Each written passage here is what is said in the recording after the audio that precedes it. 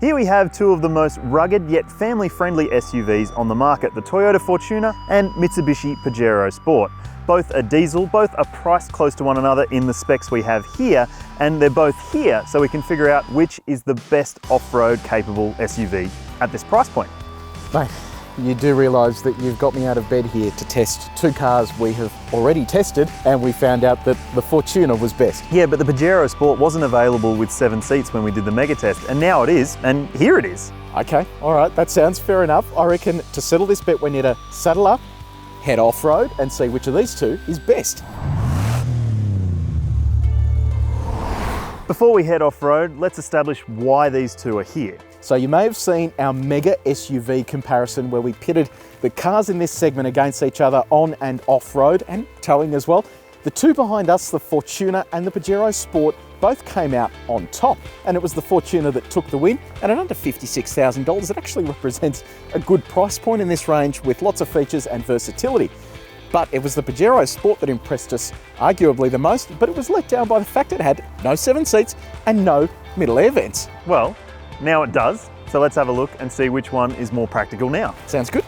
Neither of these SUVs has the more traditional and space-efficient mechanism that sees the seats fold flat into the floor. In the Pajero Sport, the seat bases fold forward and the uprights fold down flat. If you need even more boot space, the second row rolls and tumbles and the third row bases tuck away. In the Fortuner, the seats fold upwards and latch onto the headlining, meaning you can never use the full width of the boot. When you fold them down, they latch onto the floor, and with the second row folded, you've got good space, but those third row seats are still in the way. So, what's the space like in the back for an adult? You know what, in the Fortuner, it's not that bad. Knee room is actually pretty good because the second row seats can slide fore and aft, and the third row can recline, so that allows you a little bit better headroom, though you wouldn't want to be here when you're off-road because you could bump your head. Speaking of off-road, you've got grab handles, that's handy. Also got air vents, but the view out the side windows isn't as good as it could be. In the Pajero Sport, on the other hand, there's plenty of legroom for adults, which is good, but unfortunately the second row doesn't slide like it does in the Fortuner, and the third row doesn't recline either. But on the upside, you do get spring-loaded grab handles, air vents, and clear view out the windows, which is important for your third row passengers. Despite the fact that Toyota has a larger displacement 2.8 litre turbo diesel engine, it doesn't have that big a power and torque advantage over the Mitsubishi.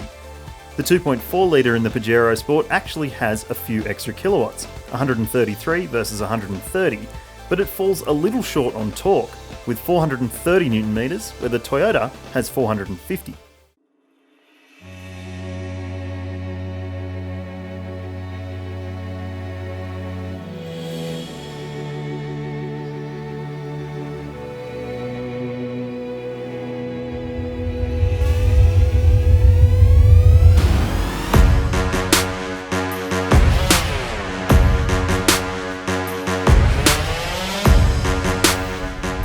Both Paul and I have driven these SUVs already on-road and off-road, and we both agree that the Toyota feels like it's got more pep. Part of that comes down to the 6-speed automatic transmission, which offers better response. And that's part of the reason the Fortuner won the test last time around. I'll let you in on a little secret. I actually voted for this thing, the Pajero Sport, in that comparison, but after spending a bit more time with it, this 8-speed automatic really is starting to wear thin. It shifts up really early and requires a heap of throttle input before it does anything. But thankfully it does have these paddle shifters which are just behind the steering wheel. Apply too much throttle in the Toyota and you will experience wheel spin in two-wheel drive. In fact, the chassis setup is so firm that it might be hard to balance your right foot on the throttle over sharp bumps. The ride is pretty punishing, whether you're dealing with rutted surfaces like these, or if you're just doing the daily run to school. We're following the Fortuner here, and every time it hits a pothole, it's literally bucking around. This, on the other hand, is simply gliding over everything, which is really impressive. It's got a much softer damper setup, but it is let down by the steering a little bit. As soon as it hits these potholes, the rack does sort of kick about a bit, which is really one of the only downsides to it. The Toyota has a limited selection of off-road equipment. There's a dial that you can use on the run to choose between 2 high, 4 high, and 4 low. And there's a locking rear differential, but you have to be in low range to use that. In fact, it just can't match the Pajero for off-road technology. That's because Mitsubishi uses what they call a super select four-wheel drive system, and using this knob down here, you can change from 2 high, which is rear-wheel drive, to 4 high, which is all-wheel drive, to 4 high with center differential locked, 4 low with center differential locked, and then you can also manually lock the rear differential. There's also a terrain selection mode, which allows you to go for different settings that customize stability control and the car's drivetrain for snow, gravel, mud, you name it, it's got an option for it. And the best part is you can actually drive in 4-wheel drive on sealed surfaces as well, unlike the Fortuner. I can't go on the road in 4-wheel drive, unlike Paul, so I'll come to a stop and switch it back to 2-wheel drive. And while we're here, I'll go through the media system. It doesn't have sat-nav, nor does the Pajero, but the menu system here is a little bit more difficult to use, and you can't select to dial contacts or dial a number when you're driving. But the voice control system is pretty good. How may I help you?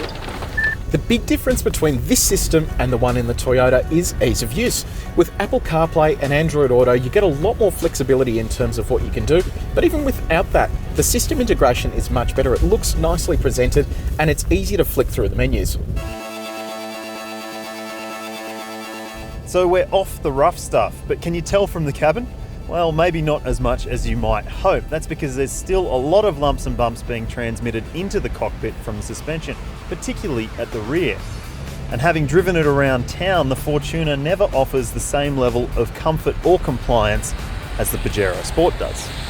A big family SUV should really be comfortable on normal roads like this, and I'm probably not the only one thinking that the Mitsubishi would be easier to live with day in, day out, especially with a full load on board.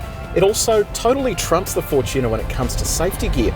You get blind spot monitor, rear cross traffic alert, you even get a surround view camera that you can activate on the steering wheel, and importantly you have an autonomous emergency braking mode as well. The Fortuner misses out on pretty much all of that high-tech safety equipment. It gets a rear view camera and rear sensors, but that's it. And considering that it costs $3,000 more than the Pajero Sport, it misses out on a lot of the cool stuff. You don't get leather seats, instead you get cloth, you get smaller 17-inch alloys where the Pajero Sport gets 18s, and you get halogen headlights, not LEDs. The list just keeps going on. Other kit that the Pajero Sport gets that the Fortuner doesn't includes things like heated seats, electric seat adjustment up front, you get digital radio, you also get a longer warranty, 5 years instead of 3, auto wipers, you also get a longer cap price servicing program. I mean, it's impossible to argue the value proposition in this thing. Obviously that Toyota badge is worth its weight in gold to some buyers, particularly out here in the bush. But there's no arguing with the fact that it's beaten for equipment in this company. Still, if you do a lot of long distance driving, the Fortuner's bigger 80-litre fuel tank could be an advantage. The Mitsubishi has a 68-litre tank. But the Mitsubishi is a bit more efficient, so that 12-litre difference may not actually mean that much. And on top of that, it has a class-leading towing capacity of 3.1 tonnes, compared to the Fortuner's 2,800 kilos.